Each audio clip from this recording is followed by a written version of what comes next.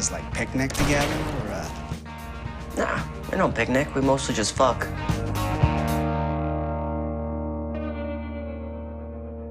Ian is driven. He's sensitive. He's incredibly strong, both emotionally and physically. And he's determined to be the best he can be. He loves his family so very dearly. He's incredibly loyal to them. That being said, he also wants a better life. He wants to achieve something, and he has a goal, and he'll work towards it. Ian really knows himself and knows what he wants, and I think that is a big difference between him and the rest of the Gallaghers. Ian Gallagher this season is finally coming into his own and realizing who he is as a gay man. He's 16, 17, so it's like that age where you're, trying to figure out who you are, what kind of person you want to be. Ian is a really good soul. He's passionate, hungry for life, much more introverted by nature. He wants someone who he can really connect with, because he hasn't really had a chance to ever have that with his family besides his brother. Frank's an alcoholic, the mom's not there, Fiona has her own stuff that she's always dealing with. So I think Ian is a person who's always searching for some sort of connection. Ian is very upfront with who he is to those he loves. And I think he knows who he is. He knows he's gay. I don't think he's ashamed of it. It just is what it is. In this neighborhood, you can't go around parading it. There are certain dangers inherent in that. But he knows who he is, and he makes no bones about it. Hey, did you really fuck Angie Zago today?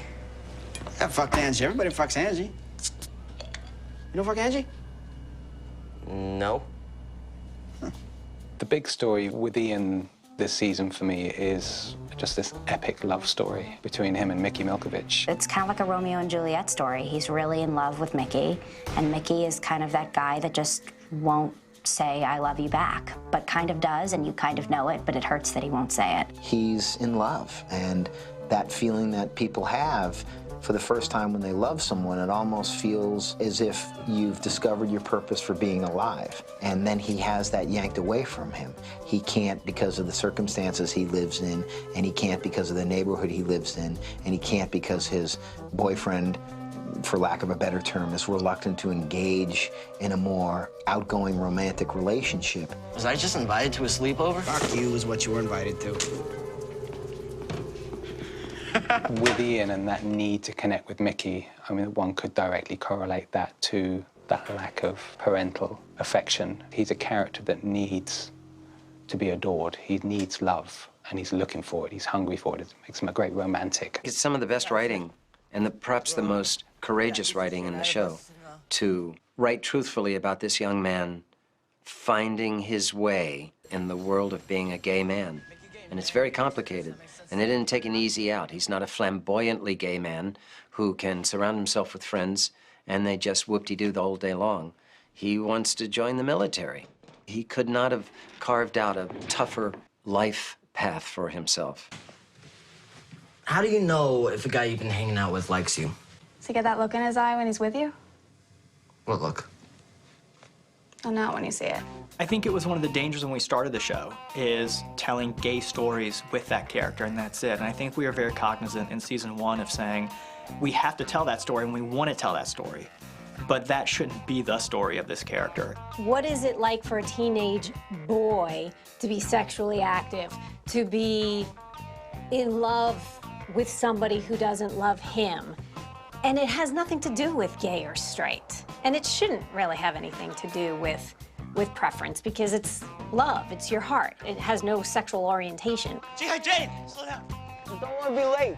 It's preposterous to have, the character who's defined by being gay and maybe dresses flamboyantly and flounces down the pavement in true cliched 1970s sitcom style. Of course, we're not going to do that. The character is an extraordinarily important part of the fabric of the family and the matrix of support that family have designed for one another. He is definitely the more sensitive. I suppose we could draw that stereotype in there. He's also the most kind of upright, has the straightest moral compass. Oh, come on. Just take it.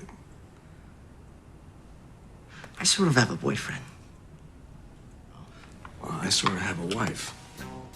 I think Ian's sexuality is a big part of who he is, but I think he's incredibly comfortable in who he is, He's gay, that's a part of him. That's something that he's realized and understands and accepts, and it's something he proactively seeks out. He's by nature a guarded person, keeps his emotions in check. But I think if he'd grown up in a different place with different parents, I absolutely think he'd be very out and proud in a way that he can't be in the South Side. I think Ian is more comfortable with his sexuality because his sister Fiona is very accepting of it, and his family doesn't really see anything different or wrong about it. His closest family know and are fine with it and support it and love him. But obviously the neighborhood's rough and tumble, and they'll take any sign of anybody who's different and exploit it as a weakness. And so I think that he's very careful about who he shares that secret with. Morning. I want to enlist. Glad to hear it. You interested in active duty or Army Reserve? Active duty, full time. That character is seeking order in the universe more than anybody else. I think the other characters embrace the chaos of their environment more readily than Ian does. Ian wants the world to be just and correct and have order in it. There are other things boiling underneath the surface with him, and I don't think he's able to express those things. I don't think he even quite understands them yet, and I think that's one of the reasons that he's so intrigued by the Army. He's a person who wants some guidelines. He wants some rules. He doesn't want to have to steal and cheat his way through life. He wants to be able to take the straight and narrow, but he hasn't been able to do that yet just because of his circumstances. He needs to get out of that neighborhood to find that balance, to find that home for himself where he can not only be himself, but where he can succeed. He's not the smartest one. He's not Lip. He's not the caretaker, so he's not Fiona. He sort of falls in between everything. He's thrived because of the love of his siblings, but in his soul, I think that chaos is anathema to him. I think that the character wants order. Fiona does as good a job as she can, but it's crazy. The Gallaghers are an insane family, almost as insane as the Milkoviches. And the military is a good option, especially for kids in that economic grouping. You up for a threesome? I mean, an old guy can dream, can't he? Dream. Ian is trying to figure out if he wants to have that somewhat normality, as normal as a relationship for a Gallagher could get with Ned, or the hard-edged, crazy-in-love affair that he has with Mickey. And I think after all of this, for Ian, he realizes that he doesn't really want that. You know, it's a little bit of a wake-up call. He realizes who he really wants is Mickey. You call me a punk for wanting a boyfriend or whatever, but you're gonna marry someone who screws guys for a living? Who gives a shit? It's a fucking piece of paper. Not to me. Mickey is so deep into the closet and so unable to be who he is that I think Ian is this angel of release for him. This one person in the world, in the whole world, that knows who he is and accepts who he is, and not only accepts, but loves and wants to be near and wants to see more of. One of the big things for Ian is wanting an adult relationship. It's time for him to move on from sneaking around. He wants a real, good, stable connection with someone. I know what he felt with me. He can't fake that. The truth is, in season 3, the story we're trying to tell with him is a love story. It's a love story between two characters who love each other and aren't necessarily able to tell each other that, don't have the tools to deal with those feelings and aren't sure how to navigate that. And partially that's because they grew up in an environment where being gay was not an acceptable thing, but I think it's also partially due that they're both teenagers and they just don't know how to voice and communicate their feelings in a way that, you know, they think it'll be reciprocated. And so in some ways it's a gay story, and in some ways it's just a regular teenage story of love and rejection.